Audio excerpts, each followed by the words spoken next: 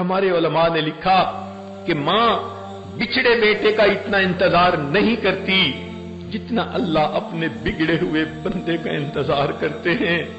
اسی لیے تو قرآن مجید میں فرمایا یا ایھا الانسان ما غرک بربک الکریم، اے انسان تجھے تیرے کریم پروردگار سے کس چیز نے دھوکے میں ڈال دیا. جیسے ماں بچے کو سمجھا رہی ہوتی ہے بیٹا ماما سے روٹھا نہیں کرتے، ماما سے دور نہیں ہوا کرتے. لگتا ہے اس آیت مبارکہ میں اللہ رب العزت بندوں کو اسی طرح سمجھا رہے ہیں، اے بندو اپنے پروردگار سے روٹھا نہیں کرتے، اس سے دور نہیں جایا کرتے.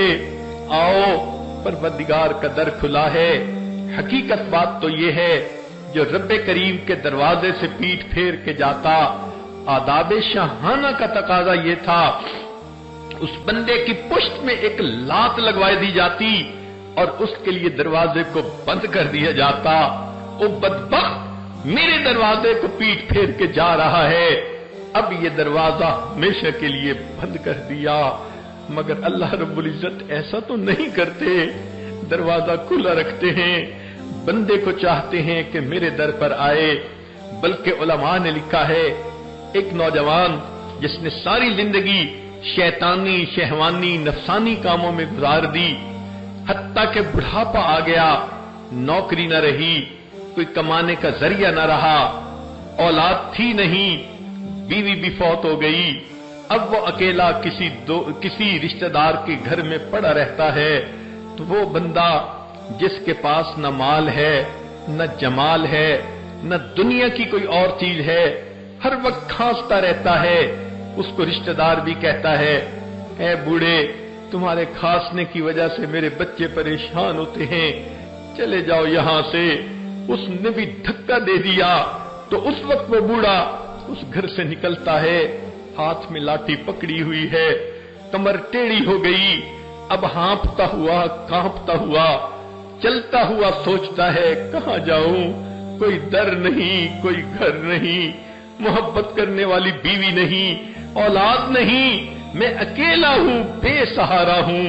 اس وقت تجھے خدا کا در یاد آتا ہے کہ چلو میں اللہ کے گھر جاتا ہوں. اب یہ بندہ جب مسجد میں آتا ہے اللہ رب العزت اسے تانے نہیں دیتے. جب جوانی تھی تجھے مسجد اس وقت کیوں نہ یاد آئی؟ جب مال تھا تجھے مسجد کیوں نہ یاد آئی؟ جب حسن و جمال تھا کیوں مسجد یاد نہ آئی؟ اب تیرے پاس ہے کیا؟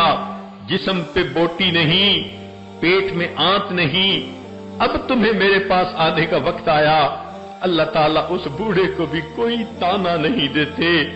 جب وہ اس بڑھاپے میں اللہ رب العزت کے گھر کی طرف آتا ہے، اللہ فرماتے ہیں میرے بندے تو نے زندگی میں احساس تو کر لیا کوئی تیرا پروردگار ہے، کوئی تو تیرا ہے جسے تو اپنا کہہ سکتا ہے.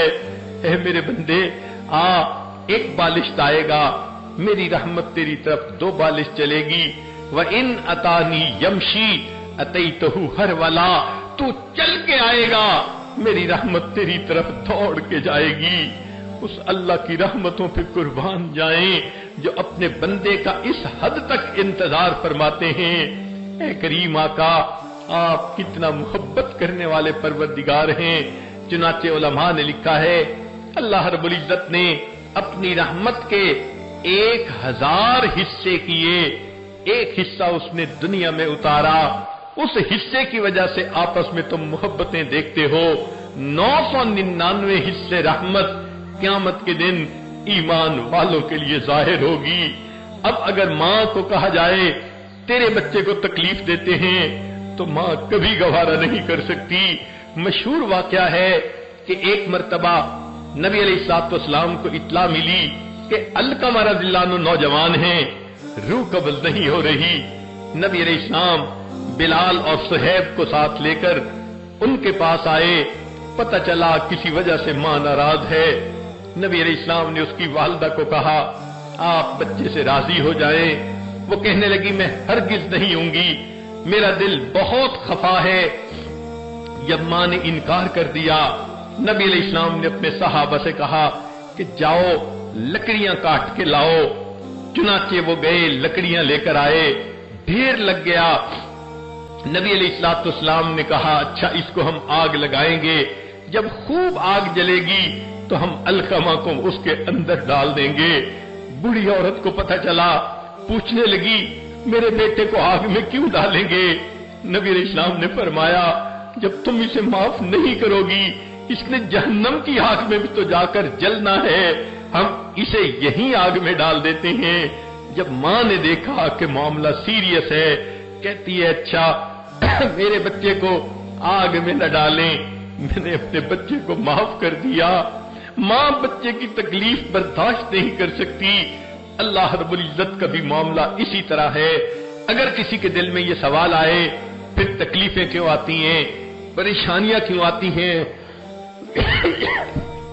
तो उसकी वजह यह है कि अल्लाह रब्बुल इज्जत अपने बंदों के गुनाहों को धोते हैं, माफ करते हैं।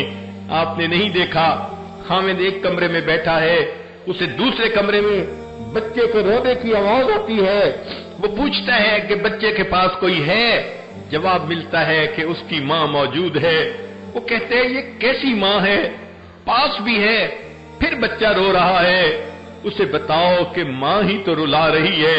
वो हैरान होगा मां रुला रही है, जवाब मिलेगा हाँ बच्चे ने नजासत कर दी थी, नजासत में लिथड़ गया था, मां उसे साफ कर रही है, नए कपड़े पहना रही है और बच्चा इस वजह से नहाने की वजह से रो रहा है। तो ये बच्चे का रोना मां की सख्ती की वजह से, नाराजगी की वजह से या मां की दुश्मनी की वजह से नहीं, मां की मोहब्बत की वजह से है।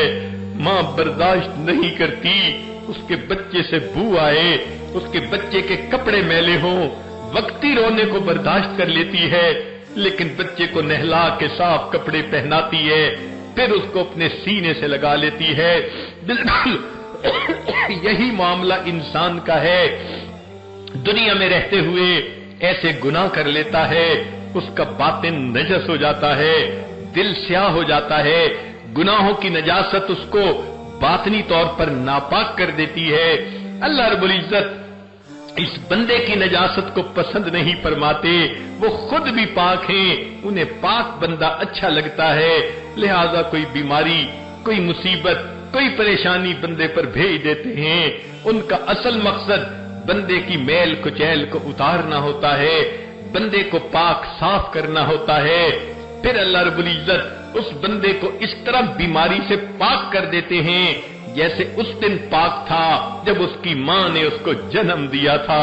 कुर्बान जाएं अल्लाह की रहमत पर कि ये बीमारियां भी रहमत की शक्ल में आ जाती हैं, बंदे को धोने के लिए, आखिरत के अजाब से बचाने के लिए। इन्नल्लाह बिन्नासि लरऊफुर रहीम, अल्लाह रब्बुल इज्जत अपने बंदों पर बड़े रऊफ और बड़े रहीम हैं। लिहाजा अगर कोई बंदा जिंदगी भर गुनाहों में पड़ा रहा और फिर उसे एहसास हुआ कि मैंने खता की, मुझे चाहिए मैं अपने रब को मनाऊं, तो मौत से पहले पहले अल्लाह का दरवाजा खुला है। बंदे को चाहिए कि वो आए अपने रब को मना ले ताकि अल्लाह रब्बुल इज्जत इसके गुनाहों को माफ कर दे। हत्ता कि अल्लाह इतने खुश होते हैं, उलाइका युबद्दिलुल्लाहु सय्यिआतिहिम हसनात, अल्लाह ताला इस बंदे के गुनाहों को इसकी नेकियों में तब्दील फरमा देते हैं।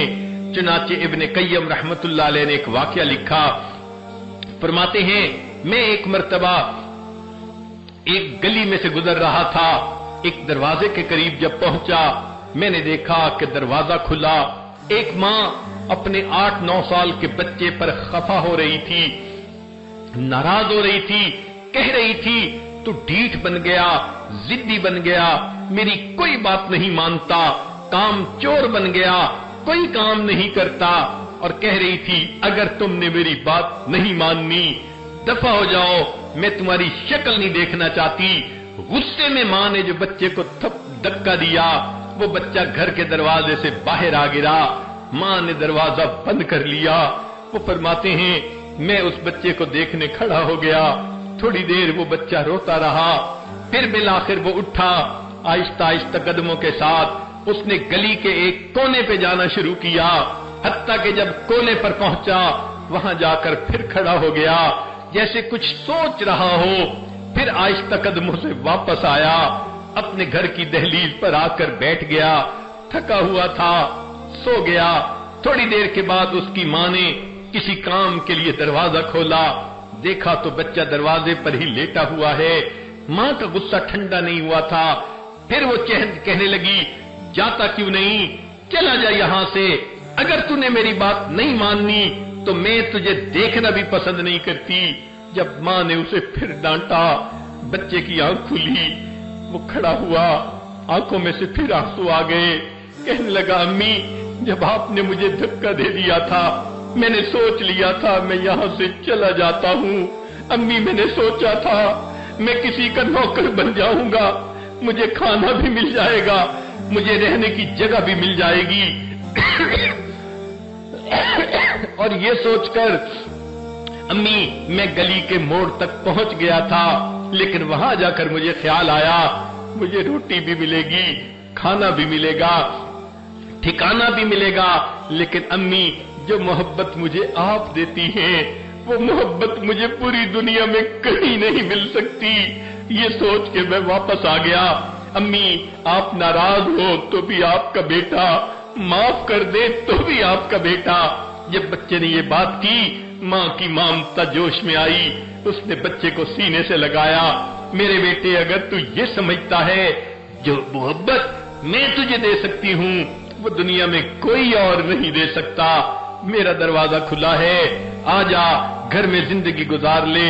ابن قیم رحمت اللہ علیہ یہ واقعہ لکھنے کے بعد فرماتے ہیں کہ جب اللہ رب العزت کا گنہگار بندہ اپنے گناہوں پر نادم اور شرمندہ ہو کر اللہ کے دروازے پہ حاضر ہوتا ہے اور آ کر کہتا ہے الہی عبدک العاصی کا، اللہ آپ کا گنہگار بندہ آپ کے دروازے پر حاضر ہے، مقرم بالذنوب وقد دعاک، اللہ اپنے گناہوں کا اقرار کرتا ہے اور آپ کی خدمت میں یہ گزارش کرتا ہے فَإِن تَغْفِرْ فَأَنْتَ لِذَاكَ أَهْلٌ، اللہ اگر آپ معاف کر دیں تو آپ کو تو یہ بات سجتی ہے، وَإِن تَطْرُدْ فَمَن يَرْحَمْ سِوَاكَ، اللہ اگر آپ مجھے دھکا دے دیں تو پھر میرے لیے کون ہے جو مجھ پر رحم کرنے والا ہو۔ عجیب بات ہے، دنیا کی روٹی کا سوال کرنے والا کسی دروازے سے خالی چلا جائے اس کو کوئی حسرت نہیں، کوئی افسوس نہیں، دوسرے دروازے پہ چلا جائے گا، نہ ملی تیسرے دروازے پہ چلا جائے گا، مگر معاملہ تو انسان کا ہے۔ اگر وہ اللہ رب العزت کے دروازے پر آیا اور یہ دروازہ نہ کھلا اب اس کے لیے دوسرا کوئی دروازہ نہیں۔ جو اللہ کے دروازے سے خالی جاتا ہے وہی بدبخت ہوتا ہے، وہی شقی ہوتا ہے۔ ہم اللہ رب العزت کی رحمت کو سوچیں اور اپنے گناہوں پر نظر ڈال کر آج کی اس محفل میں یہ فیصلہ کریں اے کریم آج تک ہم اپنے زندگی غفلت میں گزارتے رہے، نمازوں میں سستی ہوتی رہی، پردے میں کوتاہی ہوتی رہی، زبان سے دوسروں کی غیبت ہوتی رہی، بہتان بازی ہوتی رہی۔ اے اللہ آج ہمیں اپنے گناہوں کا احساس ہوا، ہم آج کے بعد ایک نیک عورت بن کر زندگی گزاریں گی۔ اے اللہ ہم کوئی گناہ نہیں کریں گی، اے کریم ہمارے گناہوں کو معاف کر دیجئے۔ ہم نے تو دنیا میں دیکھا ہے کہ اگر کسی گھر کی عورتیں چل کے کسی دروازے پہ آ جائیں لوگ تو قتل کا مقدمہ بھی معاف کر دیتے ہیں، عورت چل کے آ گئی ہے۔